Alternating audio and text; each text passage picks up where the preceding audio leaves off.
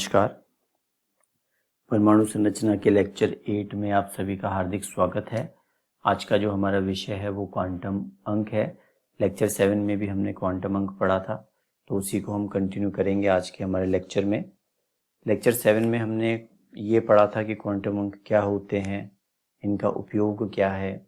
हमने ये देखा था कि यदि हमें चारों क्वांटम अंक का मान पता हो तो हम ये बता सकते हैं कि इलेक्ट्रॉन नाभिक के चारों तरफ किस कोश, किस उपकोश और किस ऑर्बिटल में है, और इलेक्ट्रॉन का चक्रण क्या है। हमने 4 क्वांटम अंक देखे थे। सबसे पहले मुख्य क्वांटम अंक n द्वारा प्रदर्शित होता है। सेकंड हमने पढ़ा था दिगंशी क्वांटम अंक l द्वारा प्रदर्शित होता है। और आज जो हम पढ़ने वाले हैं वो होगा चुंबकीय क्वांटम अंक और चक्रण क्वांटम अंक। तो हम थोड़ा सा आइडिया ले लेते हैं कि हमने मुख्य क्वांटम अंक और दिगंशी क्वांटम अंक में क्या पढ़ा था। सबसे पहले मुख्य क्वांटम अंक जो n द्वारा प्रदर्शित होता है, उसमें हमने ये देखा था कि मुख्य क्वांटम अंक कोश को प्रदर्शित करता है। कोश का मतलब KLMN, कि नाभिक के चारों ओर इलेक्ट्रॉन किस कोश में है। इसके बाद हमने पढ़ा था दिगंशी क्वांटम अंक। इसको L द्वारा प्रदर्शित करते हैं और यह उपकोश के बारे में बताता है। उपकोश का मतलब SPDF। आप ध्यान रखें, कोश, कोश के बाद उपकोश, और उपकोश के बाद आज जो हम पढ़ने वाले हैं वो है चुंबकीय क्वांटम अंक, जो हमें यह बताएगा कि नाभिक के चारों ओर इलेक्ट्रॉन किस ऑर्बिटल में है। तो चलिए शुरू करते हैं। तीसरा हमारा जो क्वांटम अंक है वो है चुंबकीय क्वांटम अंक। अब आप देखें कि इसको ml द्वारा, m थोड़ा बड़ा लिखेंगे और l थोड़ा सा स्मॉल लिखेंगे। चुंबकीय क्वांटम अंक द्वारा प्रदर्शित होता है और इसको ml द्वारा प्रदर्शित किया जाता है। यह त्रिविम में अर्थात x, y और z एक्सिस पर इलेक्ट्रॉन तरंग की अभिविन्यास को बताता है। अर्थात नाभिक के चारों ओर कौन सी जगह है जहां इलेक्ट्रॉन के पाए जाने की संभावना ज़्यादा है, तो x, y और z एक्सिस पर इलेक्ट्रॉन तरंग के अभिविन्यास को बताता है। और ये जो अभिविन्यास है उसे ऑर्बिटल कहा जाता है। और ऑर्बिटल की परिभाषा जो हमने हाइजेनबर्ग के बाद पढ़ी थी वो यह थी कि नाभिक के चारों ओर वह जगह जहां इलेक्ट्रॉन के पाए जाने की संभावना अधिक होती है उसे हम ऑर्बिटल कहते हैं। अब आप देखें कि किसी उपकोश में यानी SPDF उपकोश के अंदर कुल ऑर्बिटल की संख्या कितनी होगी, वो यदि हमें पता करना है तो 2l+1 का फॉर्मूला होगा। फॉर एग्जाम्पल l अगर 0 है तो आपको पता होना चाहिए l बराबर 0 s के लिए होता है, और इसके लिए 2l+1 निकालेंगे तो आएगा 1, और यह इसका मतलब ऑर्बिटल की संख्या 1 आएगी। अगर l का मान 1 है तो ऑर्बिटल की संख्या 3 आएगी, 2 है तो 5 आएगी, 3 है तो 7 आएगी, और 4 है तो 9 आएगी। इसका कैलकुलेशन एक बार हम करके देख लेते हैं। मान लीजिए l = 0 दिया है तो आपका 2l+1 जो फॉर्मूला है उससे आपका जो मान आएगा वो 2 0 प्लस का 1 = 1, यानी 1। अगर हम s की बात करें, क्योंकि l बराबर 0 जो होता है वो s उपकोश की बात होती है, और s उपकोश में केवल एक ही ऑर्बिटल होता है, ये। उसी तरीके से अगर हम l = 1 का कैलकुलेशन आप कीजिए, अपन l = 2 की बात करते हैं। 2 का मतलब ये हुआ कि यहाँ पर d की बात हो रही है, और 2l+1 फॉर्मूले से यदि हम कैलकुलेशन करते हैं तो हमारा जो मान आता है वो आता है 2 + 1 = 5, यानी ये d की बात हो रही है। इसका मतलब ये हुआ कि कुल ऑर्बिटल की संख्या d में 5 होती है। आप ये देखें, ये देखिए 1 2 3 4 एंड 5। उसी तरीके से यदि हम l = 3 का कैलकुलेशन करें, l = 3 का मतलब हम f उपकोश की बात कर रहे हैं, तो 2l+1 का फॉर्मूला लगाने के बाद आपके पास आता है 7, यानी f उपकोश के अंदर कुल ऑर्बिटल की संख्या होती है 7। 1 2 3 4 5 6 एंड 7। तो 12 + 1 का जो फॉर्मूला है वो आपको ये बताएगा कि किसी उपकोश में कुल ऑर्बिटल की संख्या क्या है।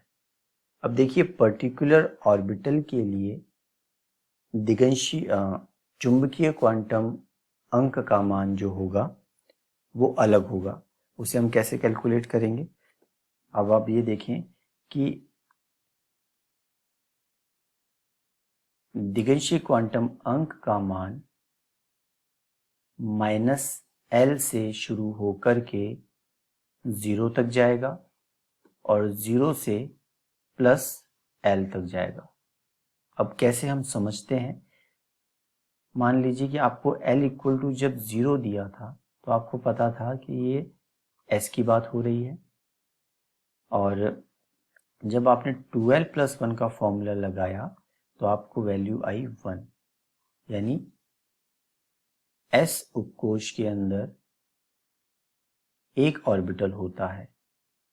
तो आप जब S ऑर्बिटल बनाते हैं तो हम केवल एक बॉक्स बनाते हैं, और इसके लिए चुंबकीय क्वांटम अंक का मान होता है 0। यदि एक मान है तो इसका मतलब 0 होगा केवल। मान लीजिए L = 1 की बात हो रही है, इसका मतलब ये P उपकोश की बात हो रही है, और 2L + 1 का फॉर्मूला लगाने के बाद आपके पास वैल्यू आती है 3। इसका मतलब ये है कि जो P उपकोश है उसके अंदर 3 ऑर्बिटल हैं, 1 2 और 3, और इन तीनों ऑर्बिटल्स के लिए जो मान होगा वो हमने क्या पढ़ा है? -L से 0 और 0 से +L। तो आप ये देखिए कि सबसे आप याद करने का तरीका है, सबसे बीच वाले को आप 0 कहें, लेफ्ट वाले को -1 और राइट वाले को +1। उसी तरीके से यदि आपके पास L = 2 दिया हुआ है और फॉर्मूले से आप निकालते हैं तो आपकी वैल्यू आती है 5, और ये पता है हमें कि L = 2 अर्थात D की बात हो रही है। तो आप देखें कि D उपकोश के अंदर 5 ऑर्बिटल्स हैं,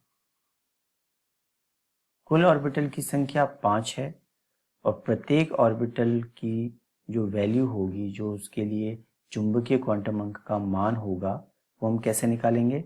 -L से 0 और 0 से +L का अंक। अब आप देखें, सबसे केंद्र वाला जो है, बीच वाला, उसको आप 0 दें, लेफ्ट साइड में सबसे पहले वाले को -1 और इसके बाद -2, राइट में 0 के जस्ट बाद वाले को +1 और इसको कहेंगे +2, और लास्ट हम कैलकुलेशन कर लेते हैं L = 3, यानी F उपकोश की बात हो रही है, और 2L + 1 के फॉर्मूले से हम करेंगे तो हमारे पास वैल्यू आएगी 7, यानी F उपकोश जो है उसके अंदर कुल ऑर्बिटल की संख्या होती है 7। 1 2 3 4 5 6 एंड 7। अब आप देखें कि इसका मान सबसे बीच वाले को 0, फिर होगा आपका -1, -2, -3, +1, +2 और +3। अब आप ये देखें कि पर्टिकुलर इलेक्ट्रॉन के लिए, किसी इलेक्ट्रॉन के लिए आप चुंबकीय क्वांटम अंक का मान निकाल सकते हैं। फॉर एग्जाम्पल, आपको ऐसा कहा जाए कि कोई इलेक्ट्रॉन है P के अंदर।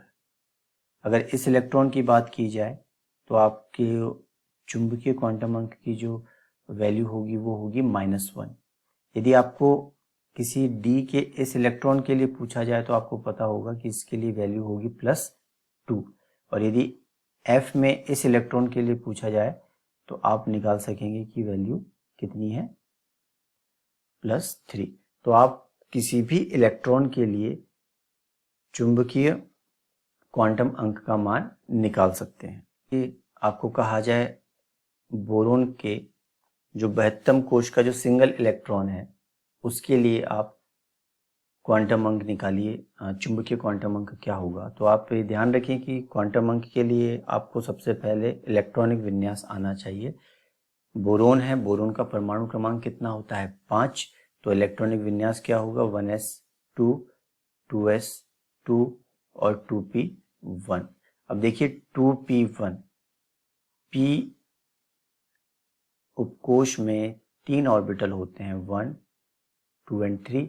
जब हम इलेक्ट्रॉन भरते हैं तो सबसे पहले हम यहाँ से शुरुआत करते हैं और आपको पता है कि ये बीच वाला 0 है, ये -1 है और ये +1 है। तो आप ये देखें कि जो चुंबकीय क्वांटम अंक है उसका मान होगा -1। तो कभी कम्पिटिटिव एग्जाम में आता है तो आप ऑप्शन देख करके उसको करेक्ट कर सकते हैं कि इसका आंसर करेक्ट कौन सा होगा। तो आपको इस इलेक्ट्रॉन के लिए, इस इलेक्ट्रॉन के लिए, इस इलेक्ट्रॉन के लिए, किसी भी इलेक्ट्रॉन के लिए आपको चुंबकीय क्वांटम अंक का मान पूछा जा सकता है। चौथा और आखिरी है आपका चक्रण क्वांटम अंक। आप ध्यान रखें कि इसे जो चक्रण क्वांटम अंक है वो हमें स्पेक्ट्रल एविडेंसेस से प्राप्त होता है। जिस प्रकार सूर्य के चारों ओर पृथ्वी घूमती है और खुद की अक्ष पर भी घूमती है, उसी प्रकार नाभिक के चारों ओर इलेक्ट्रॉन निरंतर गतिमान है तथा खुद की अक्ष पर भी गतिमान है। इलेक्ट्रॉन क्योंकि नेगेटिवली चार्ज है और आपको पता होगा कि जब कोई आवेशित कण गतिमान अवस्था में होता है तो वो चुंबकीय क्षेत्र उत्पन्न करता है। तो हम ये कह सकते हैं कि परमाणु इलेक्ट्रॉन के चक्रण की वजह से एक छोटे चुंबक की तरह कार्य करता है और इलेक्ट्रॉन युग्मित हैं या अयुग्मित हैं उसके आधार पर वो बाह्य चुंबकीय क्षेत्र जो लगाया जाता है उसको प्रतिकर्षित या आकर्षित करता है। परमाणु के जितने भी चुंबकीय गुण होते हैं वो इलेक्ट्रॉन के चक्रण की वजह से होते हैं। अब मान लीजिए कि कोई परमाणु है जिसके अंदर सभी इलेक्ट्रॉन युग्मित हैं, अर्थात 2-2 के पेयर में है, कोई भी इलेक्ट्रॉन सिंगल नहीं है। तो इस तरह का जो परमाणु होता है उसे हम प्रतिचुंबकीय कहते हैं और प्रतिचुंबकीय परमाणु बाहर से लगने वाले चुंबकीय क्षेत्र को प्रतिकर्षित करता है। दूसरी बात ये कि मान लीजिए किसी परमाणु में इलेक्ट्रॉन अयुग्मित हैं। अब अयुग्मित इलेक्ट्रॉन एक भी हो सकता है, एक से ज़्यादा भी हो सकते हैं। तो यदि इलेक्ट्रॉन अयुग्मित हैं तो ऐसे परमाणु को अनुचुंबकीय कहा जाता है और अनुचुंबकीय पदार्थ बाहर से लगने वाले चुंबकीय क्षेत्र को आकर्षित करता है। अब आप देखें कि जब आपने दिगंशी क्वांटम अंक पढ़ा था तो उसमें आपने एक फॉर्मूला पढ़ा था √L L+1h/2π था कक्षीय कोणीय संवेग, उसका फॉर्मूला था। और ये जो फॉर्मूला आपको स्क्रीन पर दिख रहा है μs, वो कहलाता है चक्रण कोणीय संवेग। यदि आपको चक्रण कोणीय संवेग निकालना है तो आपको √s ब्रैकेट में s+1h/2π, s जो है वो यहाँ पर इलेक्ट्रॉन का चक्रण है। देखिए इलेक्ट्रॉन का चक्रण 2 हो सकता है, या तो क्लॉकवाइज या एंटी क्लॉकवाइज। तो s के 2 मान हो सकते हैं, या तो प्लस का हाफ या फिर माइनस का हाफ। प्लस का हाफ का मतलब हुआ क्लॉकवाइज और माइनस का हाफ का मतलब हुआ एंटी क्लॉकवाइज, ऐसा माना जाता है। तो आपको यदि आप ये ध्यान रखें कि जब कोई ऑर्बिटल आप बना रहे हैं s के लिए, अगर हम एक इलेक्ट्रॉन की बात करते हैं तो उसकी कैलकुलेशन के लिए हम इसका चक्रण हाफ बताएंगे। यदि हम किसी ऑर्बिटल में 2 इलेक्ट्रॉन की बात होती है तो एक तो होगा प्लस हाफ, दूसरा इलेक्ट्रॉन का होगा माइनस हाफ।